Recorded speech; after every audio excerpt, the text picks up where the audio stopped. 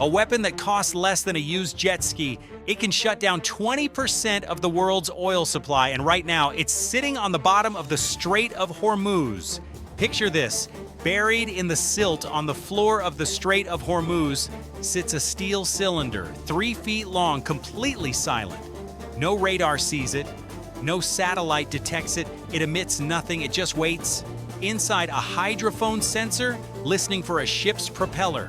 When one passes overhead, it classifies the signal in under 2 seconds and fires a 308-pound warhead upward at 260 feet per second.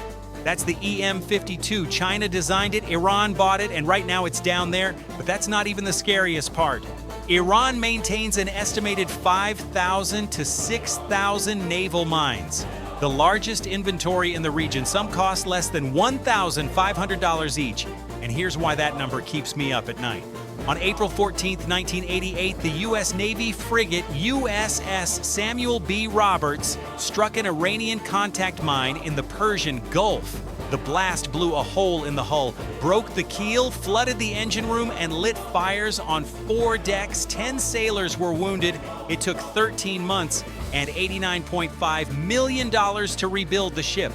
The mine that did it cost $1,500, a cost exchange ratio of 1 to 1.3 million, the most lopsided asymmetry in the history of warfare. Now, here's the geography. The Strait of Hormuz is 21 nautical miles wide, but the actual navigable shipping lanes are only 2 nautical miles across. Iran doesn't need to mine the whole strait, just that ribbon, and mines don't need to sink a fleet. They just need to sink an insurance policy. One tanker hits a mine, Lloyd's of London pulls war risk coverage, and every tanker operator on Earth anchors their vessels.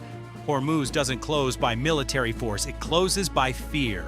So why hasn't the Navy cleared them?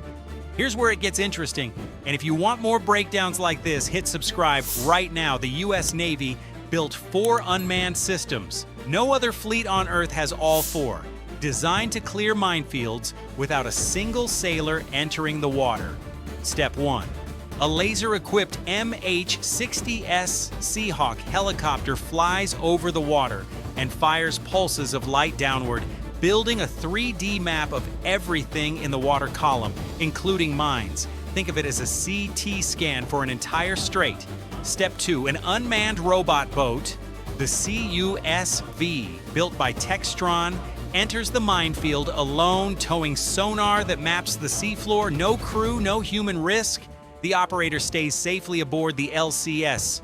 Miles away, Step 3, that same robot boat tows an acoustic generator that mimics the full signature of a 300,000-ton supertanker. Magnetic field, propeller noise, hull vibration. The influence mine detects it. Its triggers align, it detonates against nothing. The robot lured the mine into killing itself. Step 4. For the mines that won't fire against a decoy, the helicopter deploys Archerfish, a 34-pound expendable underwater drone on a fiber optic cable. It swims to the mine. The operator confirms on live video, presses a button, and a shaped charge destroys it. 1 mine dead. Deploy another. Repeat. 4 systems, 4 steps. 0 sailors in the water. So why are the mines still there? Because the Navy is solving an equation, and it has 3 variables. Variable 1, shut off the faucet. If you sweep mines while Iran is still laying new ones, you're mopping with the tap running. So the Navy struck first. Operation Epic Fury has destroyed 26 Iranian mine-laying vessels and over 90 naval assets in total. Mine storage facilities on Karg Island were obliterated. Production facilities inside Iran were struck by the bomber force. The mines on the seafloor right now are the last mines Iran will ever deploy. Variable 2, put the roof in place. The LCS mine clearance ships are slow, focused, and lightly armed. They need a protective bubble. Fighters overhead, destroyers on the flanks. That bubble is the USS Tripoli, carrying up to 20 F-35B stealth fighters and 2,500 Marines. It's currently transiting toward the Middle East. Mine clearance doesn't begin until that roof is in position. Variable 3, let the siege work. Here's the part nobody talks about. Iran exports 1.4 million barrels of oil per day, nearly all of it through Hormuz. Since the mines went down, their own tanker traffic has collapsed.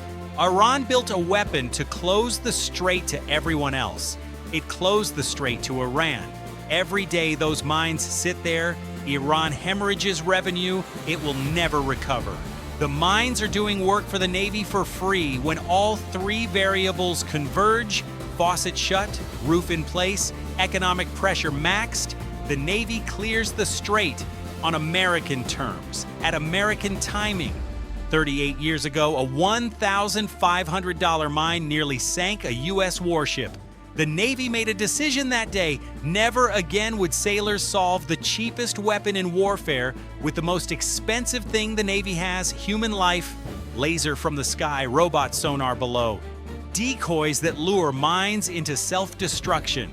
Drones that finish the job. Every mine fires only once.